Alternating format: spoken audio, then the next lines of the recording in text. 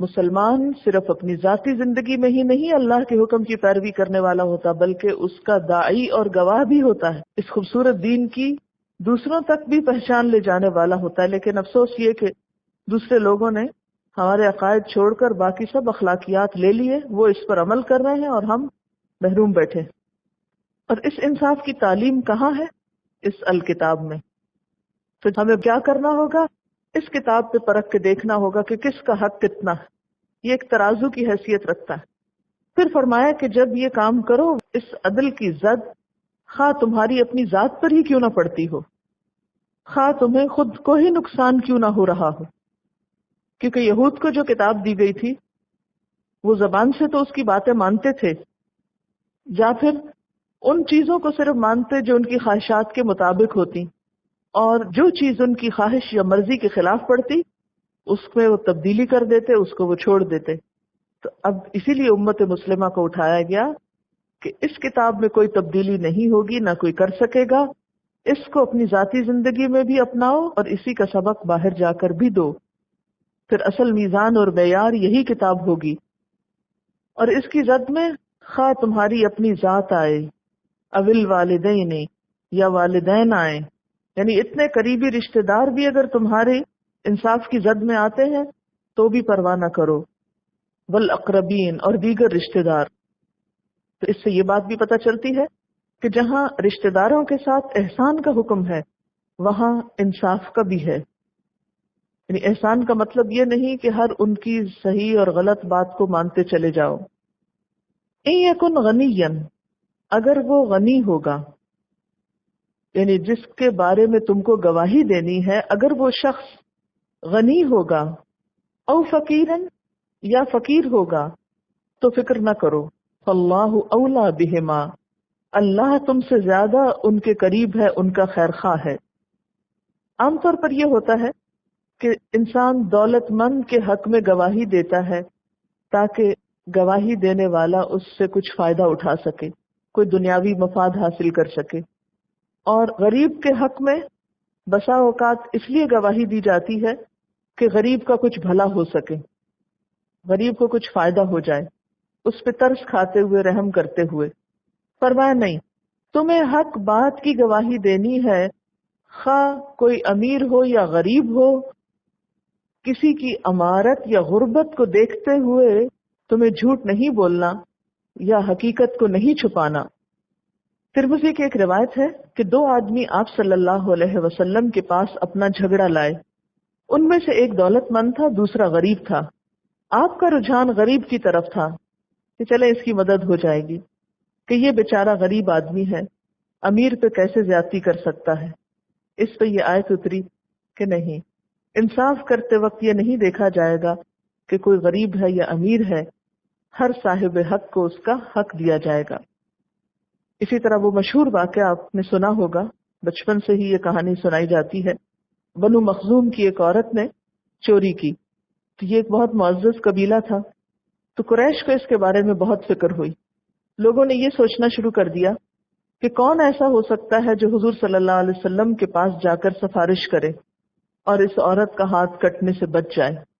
تو انہوں نے دیکھا کہ آپ صلی اللہ علیہ وسلم حضرت زید بن حارثہ کے بیٹے اسامہ سے بہت محبت کرتے ہیں اور ان کی کوئی بات نہیں ٹالتے۔ تو عام طور پہ ہوتا ہے نا، بچوں سے پیار ہوتا ہے اور ان کی انسان بعض اوقات کوئی ناروا بات بھی سن لیتا ہے۔ تو لوگوں کے کہنے پر اسامہ آپ کے پاس آ کر سفارش کرنے لگے۔ حضور صلی اللہ علیہ وسلم نے فرمایا، اسامہ تم اللہ کی مقرر کی ہوئی حدود میں سے ایک حد کے معاملے میں سفارش کرنے آئے ہو؟ پھر آپ صلی اللہ علیہ وسلم خطبہ کے لیے کھڑے ہوئے، یعنی جب آپ کو لوگوں کی اصلاح کرنی ہوتی تھی تو آپ ان کو ایک سپیچ دیا کرتے تھے جس میں سب کو مخاطب کرتے، اور فرمایا، لوگوں تم سے پہلے قوموں کو اسی چیز نے تباہ کیا کہ ان کا حال یہ ہو گیا تھا کہ اگر ان میں سے کوئی معزز آدمی چوری کرتا تو اس کو چھوڑ دیتے، اور اگر کوئی معمولی آدمی چوری کرتا تو اس پر حد جاری کرتے۔ خدا کی قسم میں ایسا نہیں کروں گا، میں تو اگر فاطمہ بنت محمد صلی اللہ علیہ وسلم بھی چوری کرتی تو اس کا ہاتھ بھی کاٹ دیتا۔ گویا اپنے رشتہ داروں کو بھی آپ نے معاف نہیں کیا عدل و انصاف کے معاملے میں۔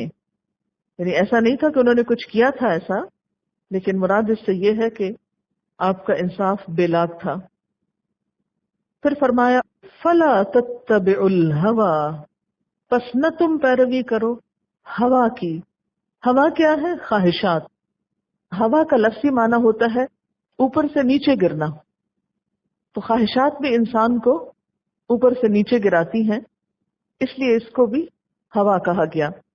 تو تم خواہش نفس کی پیروی نہ کرو.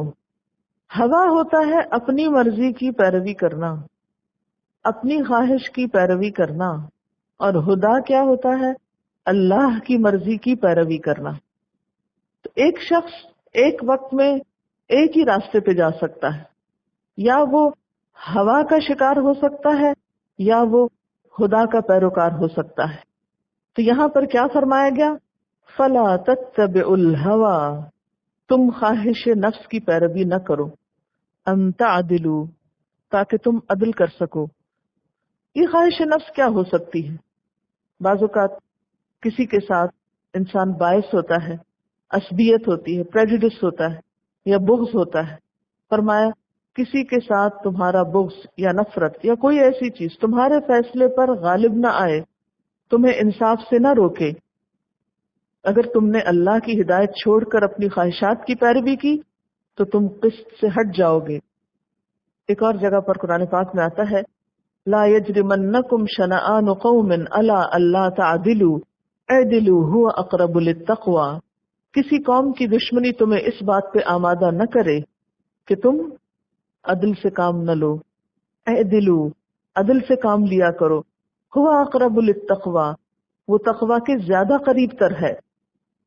تو اس سے کیا بات پتہ چلتی ہے کہ نمبر ایک، انسان اپنے نفس سے بھی رعایت نہ کرے، والدین سے بھی نہ کرے، رشتہ داروں سے بھی نہ کرے، کسی غریب سے نہ کرے، کسی امیر سے نہ کرے، اور انصاف کے راستے میں خواہش نفس کو بھی حائل نہ ہونے دے. ہر حال میں عدل ہی کیا جائے، صرف اللہ کی رضا پیش نظر ہو. کسی مالدار کے مال کی وجہ سے رعایت نہ ہو، غریب کی غربت سے خوف نہ کھاؤ، عصبیت کی وجہ سے فیصلوں کو مت پلٹو.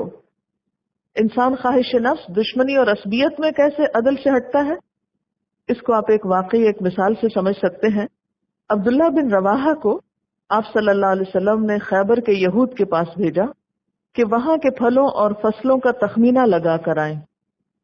آپ کو یہ معلوم ہے نا کہ پھل جب باغ کے اندر ہی بکتا ہے تو اندازہ لگا کے بیچا جاتا ہے. آپ کو یہ بھی معلوم ہوگا کہ خیبر حضور صلی اللہ علیہ وسلم کے ہاتھوں فتح ہو گیا تھا. پھر آپ نے کیا کیا کہ اس کی زمینوں پر یہود ہی کو متعین کر دیا کہ وہ کام کریں اور پھر اس کا نصف جو ہے مسلمان لے لیں. اب ہوا یہ کہ وہ نصف کا اندازہ کرنے کے لیے خاص ماہر لوگ ہوتے تھے جو باغ کو یا فصل کو دیکھ کر اندازہ کرتے تھے. تو آپ صلی اللہ علیہ وسلم نے پھل کا اندازہ کرنے کے لیے کہ کتنی مقدار ہے حضرت عبداللہ بن رواحہ کو بھیجا. جب وہ وہاں پر پہنچے تو یہود نے رشوت پیش کی کہ وہ کچھ نرمی سے کام لیں. انہوں نے کہا اللہ کی قسم میں اس کی طرف سے نمائندہ بن کر آیا ہوں جو دنیا میں مجھے سب سے زیادہ محبوب ہے، اور تم میرے نزدیک سب سے زیادہ ناپسندیدہ ہو، لیکن اپنے محبوب کی محبت اور تمہاری دشمنی مجھے اس بات پر آمادہ نہیں کر سکتی کہ میں تمہارے معاملے میں انصاف نہ کروں. یہ سن کر انہوں نے کہا اسی عدل کی وجہ سے آسمان و زمین کا یہ نظام قائم ہے. یعنی جب تک ایسے لوگ دنیا میں موجود ہیں تو یہ دنیا قائم ہے. جب ایسے لوگوں کا خاتمہ ہو جائے گا اور عدل کی بجائے ظلم، اور ظلم کیا ہوتا ہے؟ اندھیرا. دنیا میں جب ظلم عام ہو جائے گا تو پھر یہ قائم نہیں رہ سکتی. اور اس معاملے میں تو اتنی شدت ہے کہ امام ابن تیمیہ کا قول ہے کہ کوئی حکومت خواہ وہ کافر کی ہو عدل کی وجہ سے قائم رہ سکتی ہے، لیکن ظلم کی بنا پر مسلمان حکومت بھی قائم نہیں رہ سکتی.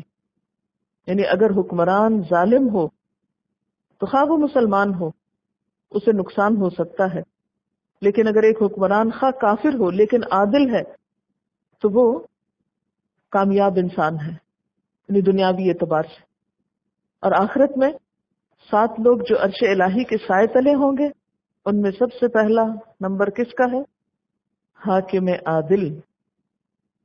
وَإِن تَلْوُوا، اور اگر تم پیچ دو گے، او توردو، یا اعراض برتو گے، فإن اللہ کان بما تعملون خبیرا، تو بے شک اللہ تعالیٰ ساتھ اس کے جو تم عمل کرتے ہو باخبر ہے۔ تلوو کا لفظ جو ہے لام واو یہ سے ہے، بات کو اس کے صحیح رخ سے موڑنا، یعنی مرضی کی تحریف کرنا، جان بوجھ کر جھوٹ بولنا۔ اور یہاں مراد کیا ہے؟ گواہی کو چھپانا، گواہی کو اپنی مرضی سے موڑ توڑ دینا۔ او توردو کا لفظ عین رے دال سے ہے، عرض اعراض کرنا، بے رخی برتنا، منہ پھیر لینا، گواہی کو چھپانا اور چھوڑ دینا، بات بدل دینا یا کترا کر نکل جانا، کہنے کی بات زبان پہ نہ لانا۔ فرمایا کہ اگر تم گواہی کے وقت بات بدل دو گے یا حق سے کترا کر نکل جاؤ گے یا جو بات کہنی چاہیے وہ نہیں کہو گے، اپنی زبان پھیر لو گے، گواہی کا کچھ حصہ چھپا لو گے، تو پھر بظاہر تو ہو سکتا ہے کہ اس ہیرا پھیری سے کچھ کام بن جائے، لیکن جس طرح یہود نے پھر تحریف کی اور اللہ کے احکامات کو چھپایا اور بگاڑا، تو تم دیکھتے ہو کہ اللہ نے دنیا میں ان کو مسخ کر دیا۔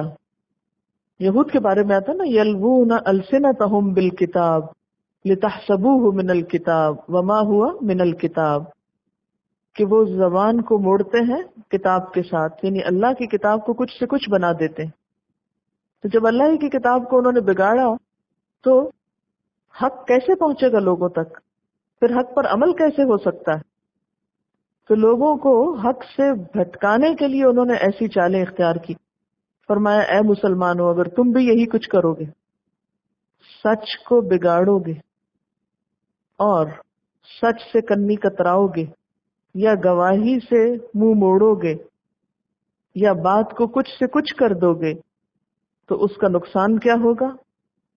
دنیا میں تو ہو سکتا ہے کوئی کام بن جائے، لیکن یاد رکھنا فَإِنَّ اللَّهَ كَانَ بِمَا تَعْمَلُونَ خَبِيرًا، اللہ تمہارے اس عمل سے بخوبی واقف ہے، اس سے تم کچھ بھی چھپا نہیں سکتے، اس کو تو سب پتہ چل جاتا ہے۔